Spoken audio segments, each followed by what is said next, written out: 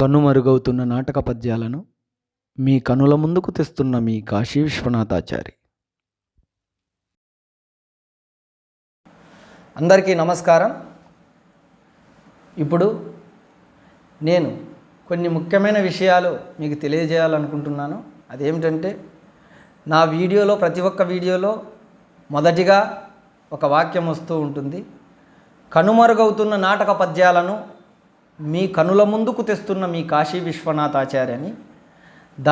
అలా నేను మాట్లాడడానికి గల కారణం ఏమిటి అని వివరించాలని అనుకుంటున్నాను.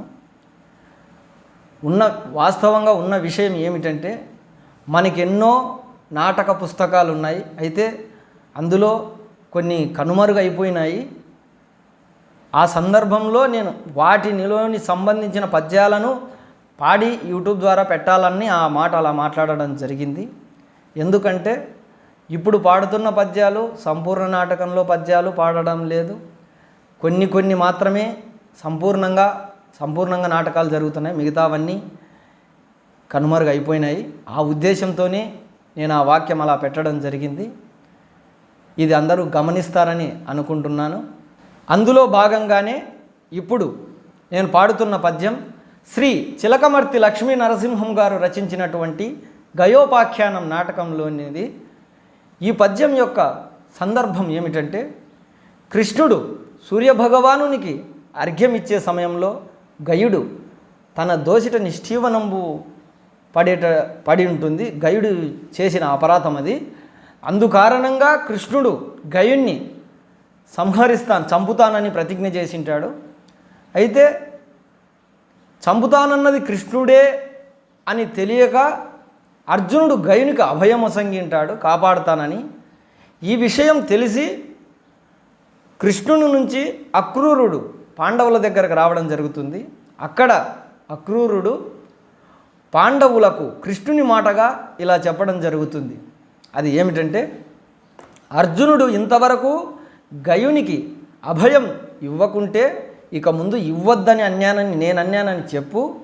ఒకవేళ చంపుతానన్నది నేనే అని తెలియక అభయం ఇచ్చింటే తక్షణమే గయుని వదిలిపెట్టమను అని కృష్ణుడు చెప్పి పంపింటాడు అక్రూరునితో.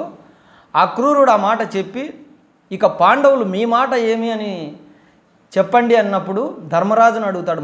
మొదటిగా ధర్మరాజా, నువ్వు ఏం చెప్తావు కృష్ణునికి చెప్పు, నేను అదే చెప్తానంటే, ఆ సందర్భంలో ధర్మరాజు అక్రూరునితో నా పలుకులుగా ఇలా చెప్పుము కృష్ణునితో అని చెప్పే పద్యం ఇది.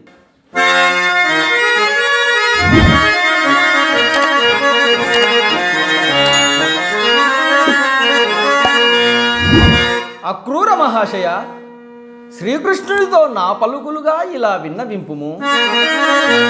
నలిన గర్భుని గన్న నారాయణుడు తాను బాంధవుండగుటమా భాగ్యమనుమో.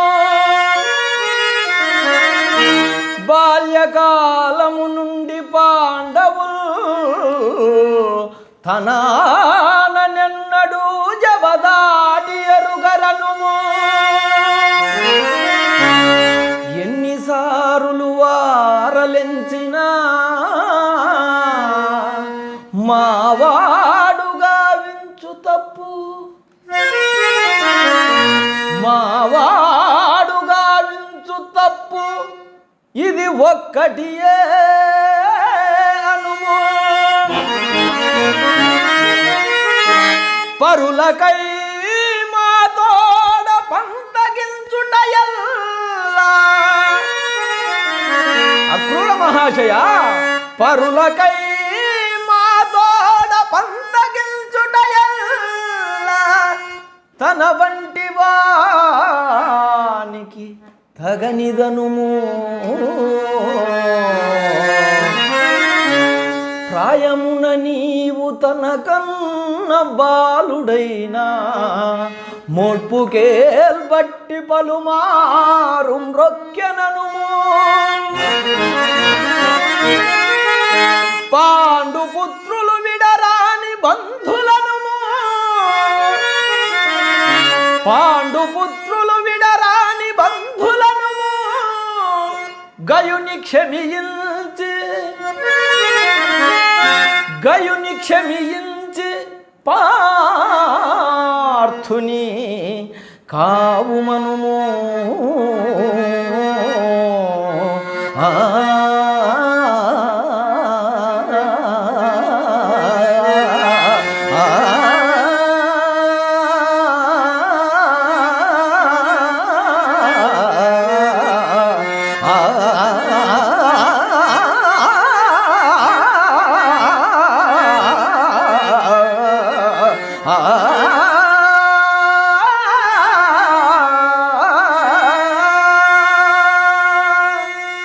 ఇక ఈ పద్యం యొక్క భావం ఏమిటంటే, నలిన గర్భుని గన్న నారాయణుడు తాను.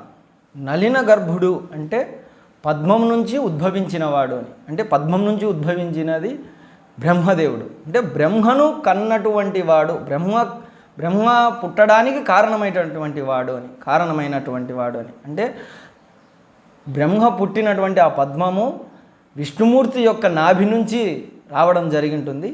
ఆ పద్మంలోంచి మళ్ళీ బ్రహ్మదేవుడు పుట్టడం జరిగింటుంది. ఆ యొక్క విషయాన్ని అక్కడ వివరించడం అది.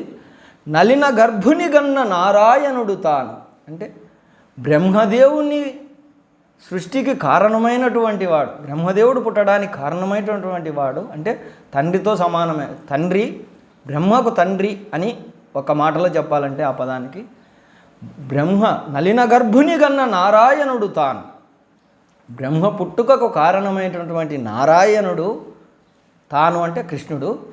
బాంధవుండగుట మా భాగ్యమనుము అంటే మా బంధువు కావడం మా అదృష్టమని అన్నానని చెప్పు అని. అంటే అక్రూరునితో చెప్తున్నాడు, ధర్మరాజు ఇట్లా అన్నాడు, ఇట్లా అంటున్నాడు అని చెప్పు అని అక్రూరునికి ధర్మరాజు విన్నవించుకునే యొక్క విషయం ఇది. బాంధవుండగుట మా భాగ్యమనుము అంటే మా బంధువు కావడం మా అదృష్టమనుము. తర్వాత బాల్యకాలము నుండి పాండవుల్ తన ఆననెన్నడు జవదాటి ఎరుగరనుము అంటే బాల్యకాలం అంటే చిన్నప్పుడు, చిన్నతనం నుంచి పాండవులు అంటే వాళ్ళు 5 మంది తన ఆననెన్నడు జవదాటి ఎరుగరనుము అంటే తను ఇచ్చిన ఆదేశాన్ని ఎప్పుడు మీరలేదని. జవదాటడం అంటే మీరలేదు అని చెప్పు, ధర్మరాజు చెప్పినాడని చెప్పు, ఎప్పుడు మీ ఆజ్ఞ మేము మీరలేదని అన్నాడని చెప్పుము అని. తర్వాత ఎన్నిసార్లు వారలెంచినా మావాడు గావించు తప్పు ఇది ఒక్కటియే అనుము అంటే వాళ్ళు మా తప్పులు ఎన్నెంచుతున్నా, మాకల్లా ఎన్ని తప్పులు వాళ్ళు చూపిస్తున్నా మావాడు చేస్తున్న తప్పు ఇదొక్కటే అని అన్నానని చెప్పు అని. ఇక పరులకై మా తోడ పంతగించుట ఎల్ల తన వంటి వానికి తగనిదను. పరులు అంటే వేరే వాళ్ళు, బయటవారు. అంటే బయటవారి కోసం మాతో పగబునుట అంటే అక్కడ యుద్ధం వస్తూ ఉంటుంది కదా వాళ్ళకి. ఆ సందర్భంలో పరులకై మా తోడ పంతగించుట ఎల్ల తన వంటి వానికి తగనిదను అంటే బయటి వారి కోసం మాతో కొట్లాడడం అనేది అంత గొప్పవానికి సరైన పని కాదు అని, చేయకూడని పని అన్నానని చెప్పు అని. ప్రాయమున నీవు తనకన్న బాలుడైన అంటే ఇక్కడ నీవు తనకన్న బాలుడైన అంటే నీవు అంటే కృష్ణుని, ధర్మరాజు చెప్తున్న విషయము. ధర్మరాజు కృష్ణుని కంటే పెద్దోడని అని అక్కడ భావన, దాని యొక్క భావం.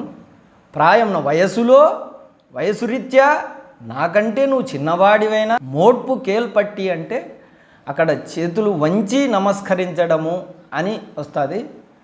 చేతులు వంచి అంటే సహజంగా ఇట్లా కాకుండా ఇలా వంగి నమస్కరించడము అని. అంటే వంగి నమస్కరిస్తున్నానని చెప్పు అని, వినయంగా నమస్కరిస్తున్నానని చెప్పు అని. పాండుపుత్రులు విడరాని బంధులను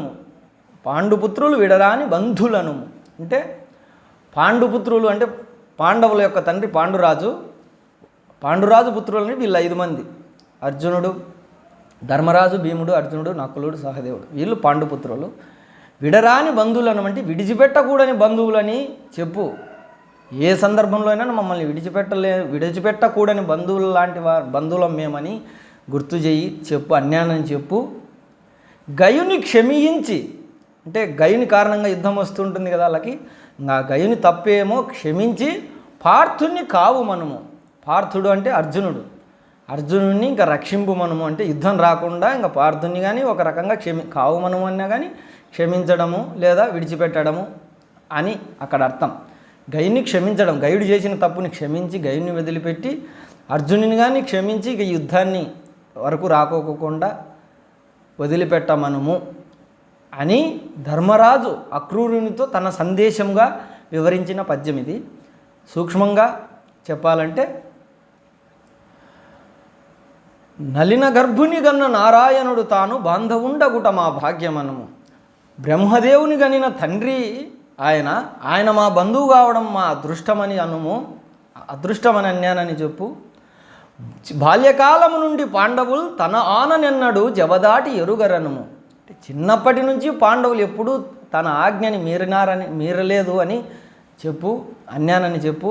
అలాగే ఎన్నిసార్లు వారలించినా మావాడు గావించు తప్పు ఇది ఒక్కటియే అనుము. అంటే వాళ్ళు మా సైడు మా పక్కన ఎన్ని తప్పులు చూపించినా మేము అంటే మావాడు చేస్తున్న తప్పు ఇది ఒక్కటే అని అన్యానని చెప్పు అని.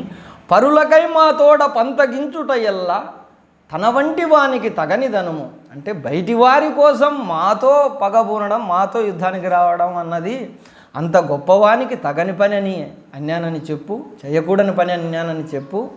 అలాగే ప్రాయమున నీవు తనకన్న బాలుడైన మోడ్పుకేల్బట్టి పలుమారు మ్రొక్కెనను.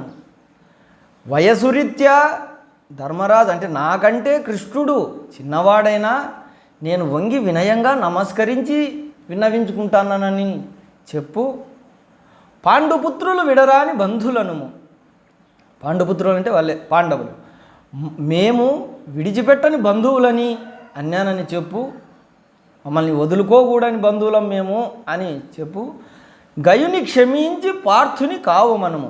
గయుని ఇంకా క్షమించేసి గయుని తప్పో ఒప్పు తెలియక చేసినాడో తెలిసి చేసినాడో గయుని క్షమించి పార్థుని కూడా క్షమించి ఇక ఇంతటితో దీన్ని ఆపమనము అని ధర్మరాజు అక్రూరునితో తన సందేశంగా కృష్ణునికి తెలియజేయాలని ఈ పద్య రూపంలో ఉన్న భావం.